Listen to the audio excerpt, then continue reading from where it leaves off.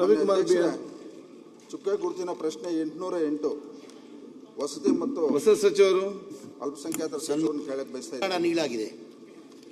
ಮಾನ್ಯ ಅಧ್ಯಕ್ಷರೇ, ಮಾನ್ಯ ಸಚಿವರು ಉತ್ತರವನ್ನು ಒದಗಿಸಿದ್ದಾರೆ ಅಧ್ಯಕ್ಷರೇ. ಆದರೆ ಆ ಉತ್ತರ ನಾವು ಕೇಳಿರ್ತಕ್ಕಂಥ ಪ್ರಶ್ನೆಗೆ ಸಮಂಜಸವಾಗಿಲ್ಲ ಅಧ್ಯಕ್ಷರೇ. ಮಾನ್ಯ ಅಧ್ಯಕ್ಷರೇ, ಇಲ್ಲಿ ನಮ್ಮ ಶಿಡ್ಲಘಟ್ಟ ವಿಧಾನಸಭಾ ಕ್ಷೇತ್ರದಲ್ಲಿ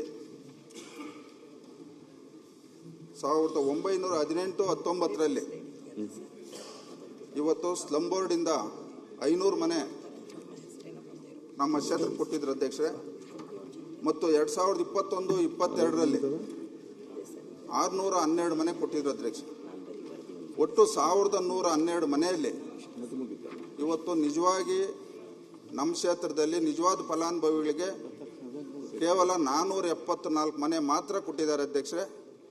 ಮಿಕ್ಕಿದ ಮನೆಗಳೆಲ್ಲ ಇವತ್ತು ಅಲ್ಲಿ ಅಧಿಕಾರಿಗಳು, ಈ ಇಲಾಖೆ ಅಧಿಕಾರಿಗಳು ಮತ್ತು ಗುತ್ತಿಗೆದಾರರ ಹತ್ರ ಕೆಲಸ ಮಾಡ್ತಕ್ಕಂಥ ಅಧಿಕಾರಿಗಳು ಮತ್ತು ಕೆಲವು ಮಧ್ಯವರ್ತಿಗಳು ಒಬ್ಬೊಬ್ಬರಿಗೆ 5 ಮನೆ 10 ಮನೆ ಒಂದೇ ಸರ್ವೆ ನಂಬರಲ್ಲಿ 70 ಮನೆ ಒಬ್ಬರು ಕಟ್ಕೊಂಡಿದ್ದಾರೆ ಅಧ್ಯಕ್ಷ. ಇದಕ್ಕೆ ಸಂಬಂಧಪಟ್ಟಂತೆ ಸುಮಾರು ಬಾರಿ ಮಾನ್ಯ ಸಚಿವರಿಗೆ ಮತ್ತು ಆ ಇಲಾಖೆಗೆ ನಾವು ದೂರು ಕೊಟ್ಟರೂ ಸಹ ಇದುವರೆಗೂ ಅವ್ರ ಮೇಲೆ ಯಾವುದೇ ರೀತಿ ಒಂದು ತನಿಖೆ ಆಗ್ಬೋದು, ಕ್ರಮ ಆಗ್ಬೋದು, ಆಗಿಲ್ಲ ಅಧ್ಯಕ್ಷರೇ.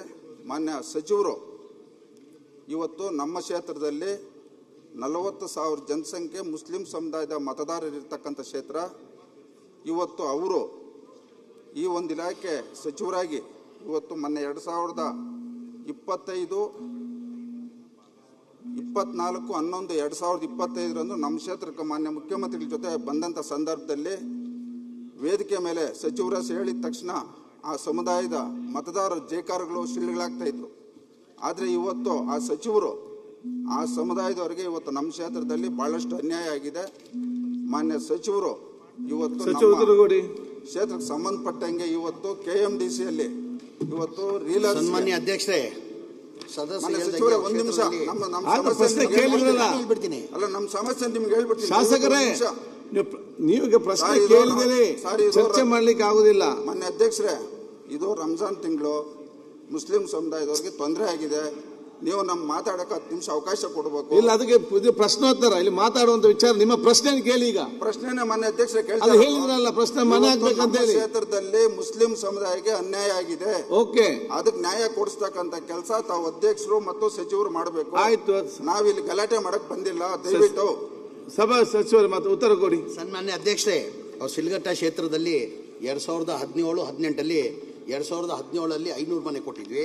2018 612 ಮನೆ ಕೊಟ್ಟಿದ್ವಿ. ಒಟ್ಟಾಗಿ 1112 ಮನೆಗಳು 17-18 ಸ್ಯಾಂಕ್ಷನ್ ಆಯಿತು. ಮನೆಗಳು ಅನ್ಕಂಪ್ಲೀಟ್ ಆಗಲಿಲ್ಲ. ಮನೆಗಳು ಕೊಡೋಕ್ಕೆ ಸಾಧ್ಯ ಆಗಿಲ್ಲ. ಕಾರಣ ಅಂದರೆ ಒಂದು ಮನೆ ಕೊಡಬೇಕಾದ್ರೆ ನಾನು ಭಾಳ ಸತಿ ಇದು ಹೇಳಿದ್ದೀನಿ. ನಾನು ಒಂದು ಮನೆ ಕಟ್ಟಬೇಕಾದ್ರೆ 7.5 ಲಕ್ಷ ಆಗ್ತದೆ. ಕೇಂದ್ರ ಸರ್ಕಾರದಿಂದ 1.5 ಲಕ್ಷ, ಪ್ರಧಾನಮಂತ್ರಿ ಆವಾಸ್ ಯೋಜನೆ ಅಂತ 1.5 ಲಕ್ಷ ಕೇಂದ್ರದಿಂದ ಸರ್ಕಾರದಿಂದ ಕೊಡ್ತಾರೆ. ರಾಜ್ಯ ಸರ್ಕಾರದಿಂದ 1,20,000 ಜನರಲ್ ಕೊಡ್ತಾರೆ. SC ST ಇದ್ರೆ 2 ಲಕ್ಷ ಕೊಡ್ತಾರೆ. ಅಂದರೆ ಆವ್ರೇಜ್ ತೊಗೊಂಡ್ರೆ 3 ಲಕ್ಷ. 4.5 ಲಕ್ಷ ಬೆನಿಫಿಷರಿ ಕೊಡಬೇಕು. ಆ ಕೊಡೋಕ್ಕೆ ಸಾಧ್ಯ ಆಗ್ತಲ್ಲ ಕಾರಣಕ್ಕೆ ಎಲ್ಲ ಇಡೀ ರಾಜ್ಯದಲ್ಲಿ 1,80,253 ಮನೆಗಳು ಪೆಂಡಿಂಗ್ ಇತ್ತು. ನಾನು ಮಂತ್ರಿ ಆದಮೇಲೆ, ನಮ್ಮ ಸರ್ಕಾರ ಬಂದಾದಮೇಲೆ ಮನೆ ಮುಖ್ಯಮಂತ್ರಿಗಳು ಮನವಿ ಮಾಡಿ, ಇಲ್ಲ ಸರ್, ಬೆನಿಫಿಷರಿ 4 ಲಕ್ಷ ಕೊಡೋಕ್ಕೆ 4.5 ಲಕ್ಷ ಕೊಡೋಕ್ಕೆ ಸಾಧ್ಯ ಆಗಲ್ಲ, ನಾವೇ ಸರ್ಕಾರ ವತಿಯಿಂದ 4 ಲಕ್ಷ ಕೊಟ್ಟು ಮನೆಗಳು ಕಂಪ್ಲೀಟ್ ಮಾಡಬೇಕಾಗ್ತದೆ, ಜನ ಬೀದಿಯಲ್ಲಿದ್ದಾರೆ ಅಂತ ಮನೆ ಮುಖ್ಯಮಂತ್ರಿಗೆ ಮನವಿ ಮಾಡಿದ್ದಕ್ಕೆ ಮನೆ ಮುಖ್ಯಮಂತ್ರಿ ಕ್ಯಾಬಿನೆಟ್ ತಂದು ಅಪ್ರೂವ್ ಮಾಡಿದ್ದಕ್ಕೆ 36,789 ಮನೆ 2025 ಮಾರ್ಚಲ್ಲಿ 36,789 ಮನೆ ಕೊಟ್ವಿ. ಮೊನ್ನೆ ಜನವರಿಯಲ್ಲಿ 20ನೇ ತಾರೀಕಲ್ಲಿ ಹುಬ್ಳಿದಲ್ಲಿ ಕಾರ್ಯಕ್ರಮ ಮಾಡಿ 42,345 ಮನೆ ಕೊಟ್ಟಿದ್ವಿ. ಆಲ್ರೆಡಿ ಇವ್ರನ್ನ 500 ಮನೆಗಳು ಕೊಟ್ಟಿದ್ದೀವಿ. ಇನ್ನು 2012 ಮನೆಗಳು 3ನೇ ಹಂತದಲ್ಲಿ ಕೊಡಬೇಕಂತ ತೀರ್ಮಾನ ಮಾಡಿದ್ದೀವಿ. ಯಾವುದೋ 70 ಮನೆಗಳು ಯಾವುದೋ ಬೇರೆಯವ್ರಿಗೆ ಹೋಗಿದೆಯಾ ಅಂತ ತಾವು ಹೇಳ್ತಿರಲ್ಲ, ಅದು ನಾವು ಸೆಲೆಕ್ಷನ್ ಮಾಡಲ್ಲ. ಅದು MLAಗಳು ಮುಂಚೆನೇ ಸೆಲೆಕ್ಷನ್ ಆಗಿರೋದು. ನೀವು ನಾಳೆ ಮೀಟಿಂಗ್ ಫಿಕ್ಸ್ ಮಾಡಿದ್ದೀನಿ, ತಾವು ನನ್ನ ಜೊತೆ ಮಾತಾಡಿದ್ದೀರಾ. ನಾಳೆ ಬನ್ನಿ. ನಾಳೆ ರಾಜೀವ್ ಗಾಂಧಿ ಅವ್ರಿಗೂ ಕರ್ಸಿದ್ದೀನಿ, ಸ್ಲಮ್ ಬೋರ್ಡ್ಗೂ ಕರ್ಸಿದ್ದೀನಿ. ನೀವು ಕೂತ್ಕೊಂಡು ಮಾತ್ರ ಹಂಗೇನಾದ್ರು ತಪ್ಪಾಗಿದ್ರೆ ಅದು ಸರಿ ಮಾಡಿಕೊಡ್ತೀನಿ. ಮಾನ್ಯ ಸಚಿವರೇ, ಇವತ್ತು KMDCಯಲ್ಲಿ ಇಲ್ಲ, ನಿಮ್ದು ಏನೇನು ಇಲ್ಲ KMDC ನೀವು ಪ್ರಶ್ನೆ ಕೇಳಿಲ್ಲ. ಒಂದು ನಿಮಿಷ ಅಧ್ಯಕ್ಷ, ಪ್ರಶ್ನೆ ಕೇಳಿ.